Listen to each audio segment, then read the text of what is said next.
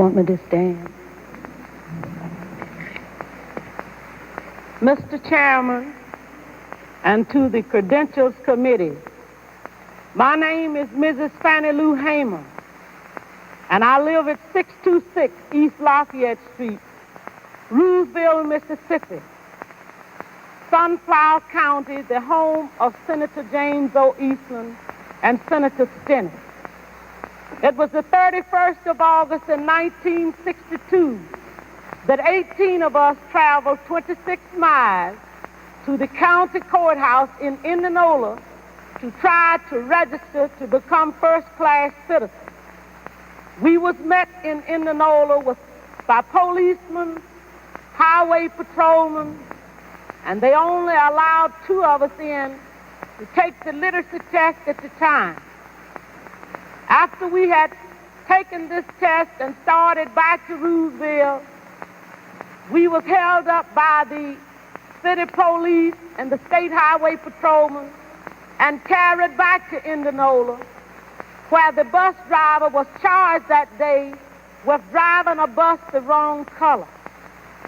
After we paid the fine among us, we continued on to Roosevelt, and Reverend Jeff Sonny carried me 4 miles in the rural area where I had worked as a timekeeper and sharecropper for 18 years.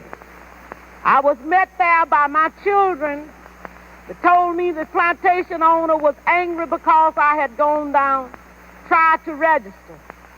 After they told me, my husband came and said the plantation owner was raising Cain because I had tried to register. And before he quit talking, the plantation owner came and said, Fannie Lou, do you know, did Pap tell you what I said? And I said, yes, sir. He said, well, I mean that if you don't go down and withdraw your registration, you will have to leave. Said then if you go down and withdraw, that you still might have to go because we're not ready for that in Mississippi. And I addressed him and told him, say, I didn't try to register for you. I tried to register for myself. I had to leave that same night. On the 10th of September, 1962, 16 bullets was fired into the home of Mr. and Mrs. Robert Tucker for me. That same night, 2 girls were shot in Roosevelt, Mississippi. Also, Mr. Joe McDonald's house was shot in. In June the 9th, 1963, I had attended a voter registration workshop, was returning back to Mississippi. 10 of us was traveling by the Continental Trailway bus. When we got to Winona, Mississippi, which is Montgomery County, 4 of the people got off to use the washroom, and 2 of the people to use the restaurant. 2 of the people wanted to use the washroom.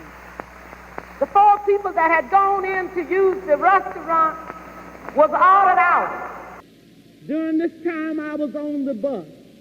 But when I looked through the window and saw they had rushed out, I got off of the bus to see what had happened.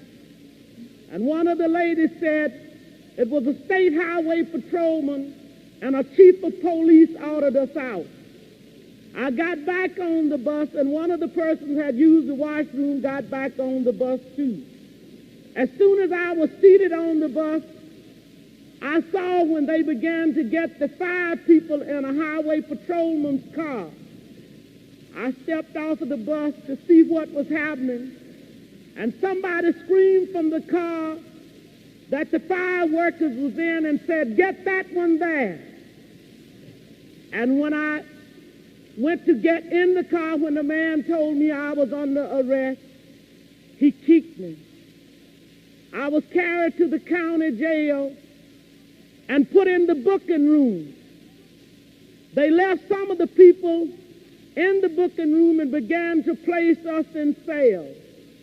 I was placed in a cell with a young woman called Miss Vesta Simpson.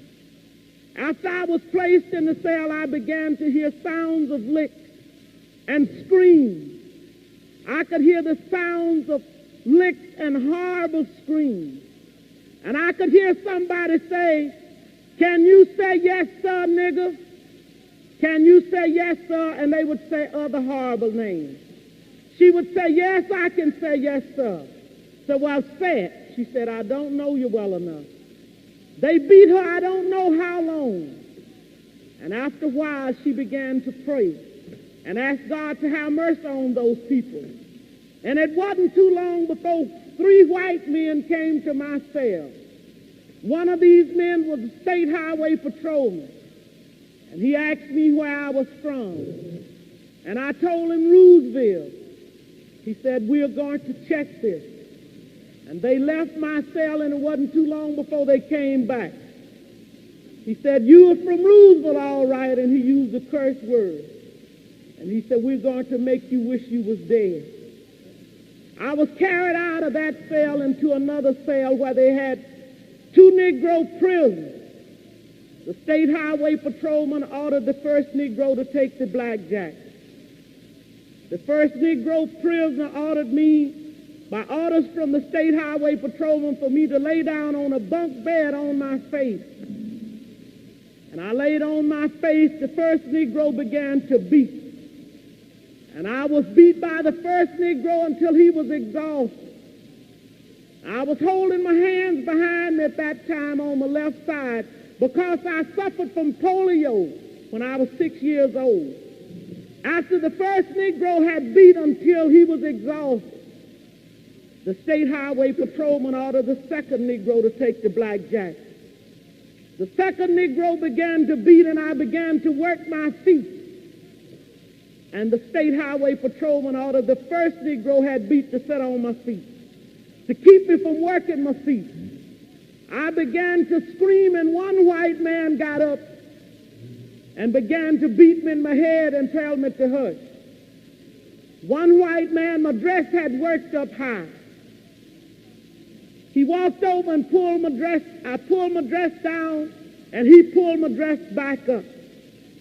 I was in jail when Medgar Evers was murdered. All of this is on account of we want to register to become first-class citizens. And if the Freedom Democratic Party is not seated now, I question America.